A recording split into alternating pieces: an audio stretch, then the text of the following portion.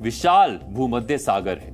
इसके उत्तर और पूर्व में इजराइल है। दक्षिणी छोर पर मिस्र है, जहां से उन्हें कुछ उम्मीद है।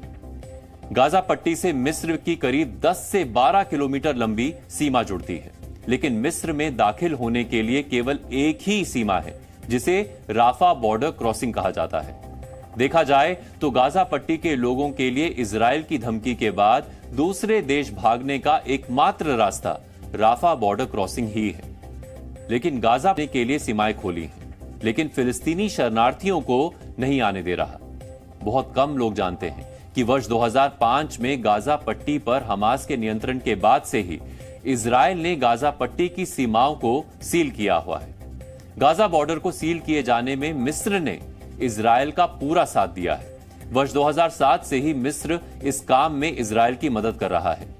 अरब देश गाजा पट्टी को दुनिया की सबसे बड़ी खुली जेल कहते हैं, लेकिन वो ये किसी को नहीं बताते कि वो खुद एक अरब देश मिस्र है जो इस काम में इजराइल का साथी है। ऐसा करने के पीछे मिस्र की मजबूरी भी है। दरअसल मिस्र ने आज से करीब 4 दशक पहले इजराइल के साथ एक शांति समझौता कर लिया था। इस शांति समझौते के तहत इजराइल ने मिस्र के शिनाई रेगिस्तान को खाली कर दिया था। उसके बदले में मिस्र ने इजराइल को भरोसा दिलाया था कि उनकी सीमा से इजराइल पर कभी कोई आतंकी हमला नहीं होगा। वर्ष 2012 में मिस्र में तख्ता पलट हो गया था, जिसके बाद मिस्र समेत कई देशों में प्रतिबंधित आतंकी संगठन मुस्लिम ब्रदरहुड के नेता मोहम्मद मोर्सी को हटाकर अब्दुल फतह अल सीसी राष्ट्रपति बन गए थे।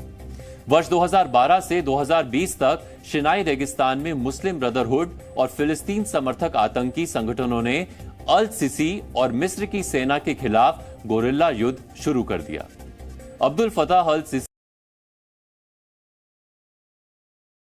से और ज्यादा फिलिस्तीनी आए तो शिनाई रेगिस्तान से मिस्र का नियंत्रण लगभग खत्म हो जाएगा। उन्हें डर है कि फिलिस्तीनी नागरिकों के आने से शिनाई में आतंकी संगठन और ज्यादा मजबूत होंगे। ऐसे होने पर इजराइल के साथ मिस्र के संबंधों पर लगभग 7 लाख फिलिस्तीनी नागरिक अलग अलग देशों में शरणार्थी बन गए थे। फिलिस्तीनी लोग इस युद्ध को नकबा कहते हैं। ये शरणार्थी आज तक अपने देश फिलिस्तीन नहीं लौटे हैं। यही नहीं, वर्ष 1967 के युद्ध उसी देशों में शरण ली थी। आज के समय में जॉर्डन, लेबनान, सीरिया और इजिप्ट में कुल मिलाकर 57 लाख फिलिस्तीनी शरणार्थी रहते हैं। 57 लाख में से 40% शरणार्थी तो अकेले जॉर्डन में ही रहते हैं। एक आंकलन यह भी है कि जॉर्डन की करीब 1 करोड़ की आबादी में आधी संख्या फिलिस्तीनी शरणार्थियों की है। जॉर्डन ने लाखों फिलिस्तीनियों को शरण दी और इसके बदले में जॉर्डन को एक लंबा गृह युद्ध मिला। वर्ष 1970 के दशक में जॉर्डन में मौजूद फिलिस्तीनी शरणार्थियों का संगठन पैलेस्टीन लिबरेशन ऑर्गेनाइजेशन काफी मजबूत हो गया था। पीएलओ के आतंकियों ने इजराइल समेत जॉर्डन में भी आतंकी हमले किए और एरोप्लेन हाईजैक शुरू कर दिया। पीएलओ के आतंकियों ने 2 बार जॉर्डन के किंग को भी मारने का प्रयास किया था। इन लोगों का मानना था कि जॉर्डन का किंग इजराइल के खिलाफ उनका समर्थन नहीं कर रहा। वर्ष 1970 में जॉर्डन के किंग हुसैन ने अपनी सेना को पीएलओ पर हमले का आदेश दिया था। इस हमले में हजारों फिलिस्तीनी शरणार्थी और आतंकी मारे गए थे। इन हमलों को फिलिस्तीनी नागरिक ब्लैक सितंबर कहते हैं। इसी ब्लैक सितंबर के नाम पर एक आतंकी संगठन बनाया गया। ब्लैक सितंबर ग्रुप ने आगे चलकर कई बड़े आतंकी हमले किए, जिसमें म्यूनिक ओलंपिक में इजराइल के खिलाड़ियों पर हमला भी शामिल है। के आतंकियों को लगभग खत्म कर दिया गया था, लेकिन इनमें से कुछ आतंकी जान बचाकर लेबनान चले गए थे। इन आतंकियों ने लेबनान को भी गृह युद्ध में धकेल दिया था। लेबनान में वर्ष 1975 से लेकर 1990 तक यानी करीब 15 वर्षों तक गृह युद्ध चला, जिसमें हजारों लोग मारे गए। मुस्लिम ब्रदरहुड है। सीरिया में आतंकी संगठन आइसिस, अल नुसरा फ्रंट, अल कायदा, लेबनान में आतंकी संगठन हिजबुल्ला और फिलिस्तीनी आतंकी संगठन इस्लामिक जिहाद है। देखा जाए तो इजराइल को अपने पड़ोसी देशों से ज्यादा वहां के आतंकी संगठनों से खतरा है। हम समर्थन करता है। हिजबुल्ला एक ऐसा आतंकी संगठन है जो आधुनिक हथियारों से भी लैस है। एक दावे के मुताबिक हिजबुल्ला के पास जुट गई। इनमें से ज्यादातर फिलिस्तीन के शरणार्थी या प्रवासी हैं।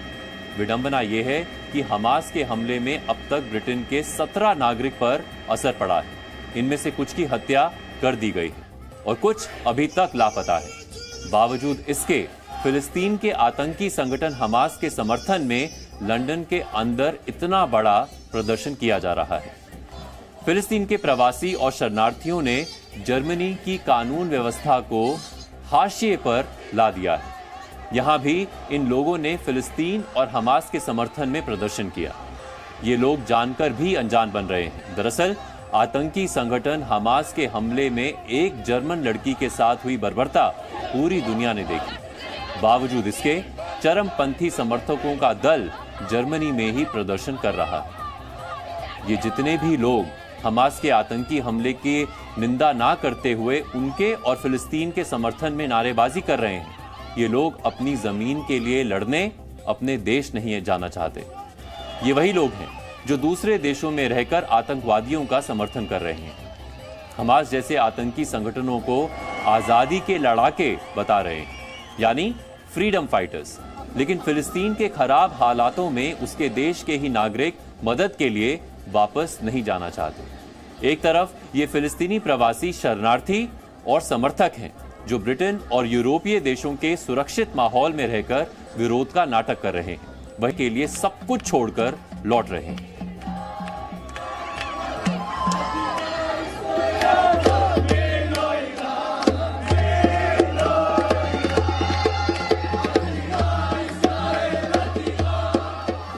लेबनान, सीरिया जैसे देश तो इजराइल पर एक और युद्ध थोपने के लिए हमले भी कर रहे हैं। बावजूद इसके कोई भी देश करने की धमकी दी है।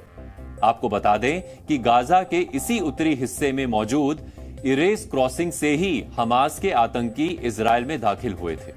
फिर यहीं से गाड़ियों और मोटरसाइकिलों के जरिए इजराइल के किबुत्ज यानी रिहायशी इलाकों में जाकर नागरिकों को गोली मारनी शुरू कर दी। हमास के आतंकियों ने यहीं से आकर इजरायली नागरिकों का अपहरण भी किया था। इसी वजह से इजराइल ने अपने हमले में सबसे पहले गाजा के इसी उत्तरी हिस्से को टारगेट किया।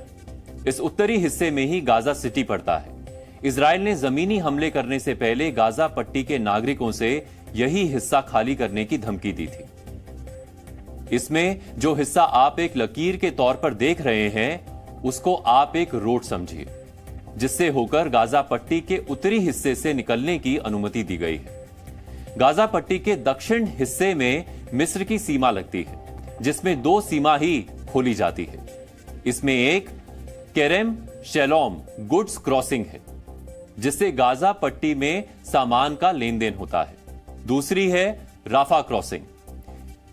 इस बॉर्डर क्रॉसिंग से हाल फिलहाल में गाजा के लोग मिस्र जाने की कोशिश में लगे हुए हैं। हमें आपको गाजा पट्टी में रहने वाले फिलिस्तीनी नागरिक दिखाई दे रहे हैं।